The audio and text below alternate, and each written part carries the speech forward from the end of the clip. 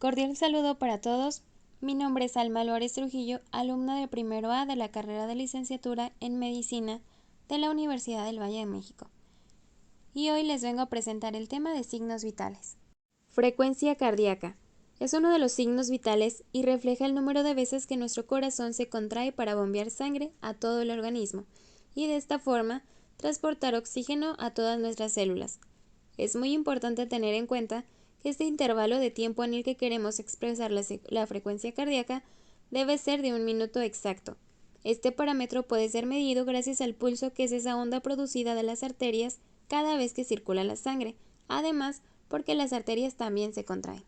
Para medirla, lo único que necesitas es un reloj con segundero o un cronómetro. Es muy importante conocer la situación actual del paciente, sus antecedentes, las enfermedades que ha sufrido, entre otros aspectos al momento de tomar sus signos vitales.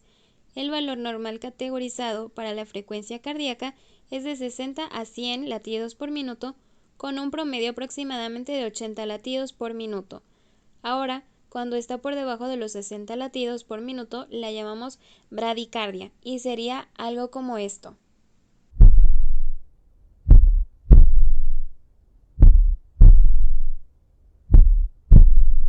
Y por encima de los 100 latidos por minuto, lo denominamos taquicardia y sería algo como esto. El ser humano tiene muchas arterias en todo su cuerpo, como por ejemplo la radial, carótida, braquial, femoral, temporal, poplítea, entre otras. Sin embargo, a disposiciones específicas que son ideales para tomar la frecuencia cardíaca, hoy veremos la toma de frecuencia cardíaca en la arteria radial, ya que por ejemplo la arteria carótida debe ser palpada solo en situaciones de emergencia, y otras arterias como las previamente mencionadas, al palparles el pulso puede llegar a ser invadida como tal la intimidad del paciente. Antes de la frecuencia cardíaca, el paciente debe estar en reposo, sentado o acostado al menos 5 a 10 minutos antes de la toma, y antes de la toma no debe haber fumado, ingerido alcohol, café o alguna bebida energizante. Ahora seguiremos los pasos siguientes. Colocamos la mano del paciente hacia arriba y usando el dedo índice y medio de la mano dominante, presionamos suavemente pero firme la arteria radial, justo aquí en la línea con el pulgar. Cuando sientas la onda que produce el paso de la sangre, es decir, el pulso, mira el reloj cronómetro e inicia la contabilización por 1 minuto exacto. En el caso de nuestro paciente, su frecuencia cardíaca es de 65.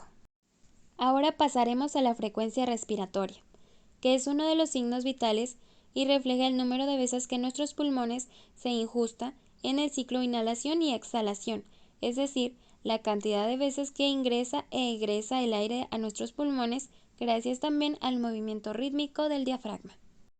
Para la toma de frecuencia respiratoria es obligatorio contar estos ciclos de inhalación y exhalación obligatoriamente durante 1 minuto completo. Para medirlo, lo único que necesitas es un reloj con un segundero o un cronómetro.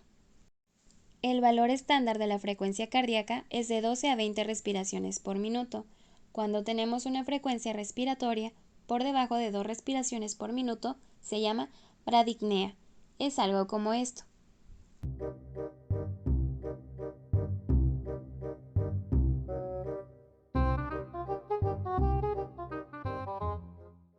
En cambio, valores por encima de 20 respiraciones por minuto se llama taquipnea y sería algo como esto.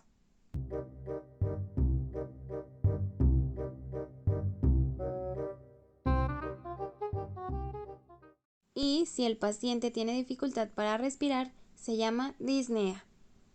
Antes de tomar la frecuencia respiratoria, el paciente debe estar 10 minutos en reposo, sentado o acostado antes de la toma. También el paciente no debe haber tomado bebidas energizantes, café o haber fumado. La frecuencia respiratoria es el único parámetro en el que no puedes explicar al paciente o decirle la verdad que le vas a tomar la frecuencia respiratoria, ya que todos los seres humanos tenemos la capacidad de forma voluntaria de modificar esta frecuencia y este ritmo, y así el valor que nos arroja esta medición será falso. Ahora sí, pasemos a la toma. Tomaremos su mano y diremos que le vamos a tomar la frecuencia cardíaca, así no se dará cuenta que vamos a tomar la frecuencia respiratoria. Con el reloj o cronómetro vamos a contabilizar en 1 minuto el total del ciclo de expansión-contracción torácica.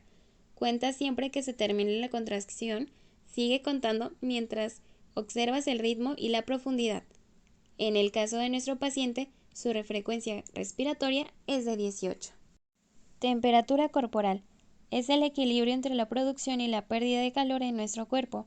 En el hipotálamo tenemos el centro termorregulador, de tal forma que cuando la temperatura sobrepasa los límites normales, se activan mecanismos como la vasodilatación, hiperventilación y la sudoración para favorecer la pérdida de calor. Si por el contrario la temperatura disminuye, se activan mecanismos como el aumento del metabolismo y contracciones espasmódicas que producen escalofríos. La temperatura puede tomarse en varios lugares anatómicos, entre ellos la boca, la axila, el recto, la vagina, entre otros.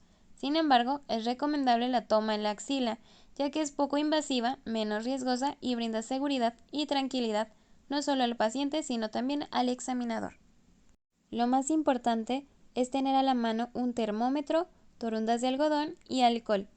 Los termómetros de mercurio son muy precisos y económicos, pero si se llegan a romper, producen alta contaminación por el tipo de metal que llevan dentro. Para tomar la temperatura, primero vamos a lavarnos las manos, cumpliendo el protocolo de la Organización Mundial de la Salud. Segundo, informar al paciente el procedimiento a realizar. En este momento le voy a tomar la temperatura. ¿Podría, por favor, prestarme su brazo? Tercero, comprobar que la axila esté limpia. Si no, podemos limpiar con torunda de alcohol. Cuarto, desinfectar el sensor del termómetro y agitamos para que este metal descienda por debajo de los 35 grados centígrados. Quinto, colocamos en todo el centro de la mitad de la axila y le pedimos al paciente que cruce el brazo. Lo dejamos ahí de 3 a 5 minutos. Una vez hecho esto, realizamos la lectura. No se debe tocar el bulbo porque altera la medición. La temperatura corporal de nuestro paciente en este caso es de 36.1 grados centígrados. Ahora solo nos falta registrarlo. Y muy importante, volver a desinfectar el termómetro para guardarlo y realizar nuevamente el lavado de manos. El valor normal de la temperatura corporal va de los 36 a los 37 grados centígrados. Si tenemos valores de temperatura corporal por debajo de los 36 grados centígrados, se podría declarar una hipotermia. Por encima de los 37 grados centígrados y hasta 38 grados centígrados, la febrícula. De 38 a 39 grados centígrados, la fiebre moderada, y mayor a 39 grados sería la fiebre alta. Por último, pasaremos a tomar la presión arterial, que es la fuerza que ejerce la sangre contra las paredes de los vasos arteriales al ser bombeada por el corazón, y está determinada por 3 factores fundamentales. 1. La fuerza con la que late nuestro corazón. 2. El volumen o la cantidad de sangre que tenemos circulando a través del sistema cardiovascular. Y 3. La tensión que ejercen las arterias en oposición a ese latido cardíaco. Para tomarla se necesita un baumanómetro y un estetoscopio. Es muy importante que sepamos que el valor normal estándar que tenemos de la presión arterial es de 120 sobre 80 milímetros de mercurio. Esta cifra está compuesta por una cifra sistólica y una diastólica. El paciente debe estar sentado con la espalda apoyada y el brazo apoyado en una superficie a nivel del corazón. Al menos 30 minutos antes no debe de haber ingerido bebidas energizantes, café, haber fumado o hecho ejercicio. El brazalete debe ser del tamaño o proporción correcto, de tal forma que ocupe la mayor parte del brazo del paciente. Durante la toma de presión arterial, el paciente no debe de hablar ni moverse. Se debe realizar en un lugar silencioso y tranquilo. Ahora que tenemos a nuestro paciente, vamos a seguir los siguientes pasos. Palpa la arteria braquial, la misma humeral, y coloca el brazalete dejando ese punto libre para colocar el estetoscopio 2 centímetros por encima de la fosa antecubital, sin que quede suelto pero tampoco apretado. Infla el brazalete hasta 70 milímetros de mercurio mientras palpas el pulso. Comienza a incrementar de 10 en 10 milímetros de mercurio y revisa en qué nivel el pulso radial desaparece. Este nivel es la presión arterial sistólica y nos servirá para insuflar correctamente ahora el brazalete. Este método es llamado palpatorio. Coloca la campana sobre la arteria braquial, sosteniendo con los 2 dedos índice y corazón, nunca con el pulgar. Toma el manguito con la mano dominante y con la llave cerrada insufla rápidamente de 20 a 30 milímetros de mercurio por encima del valor de la tensión arterial sistólica que acabamos de detectar. En el caso de nuestro paciente, 130 milímetros de mercurio. Abre la llave despacio pero continuo. El aire saldrá gradualmente y ahora solo debes observar y escuchar detenidamente. Todo esto en silencio y escuchamos un primer golpe. Y escuchas un último golpe. En el caso de nuestro paciente, el valor resultante es de 130 sobre 63 milímetros de mercurio. Y hasta aquí el video de hoy. Muchas gracias por ver. Hasta la próxima.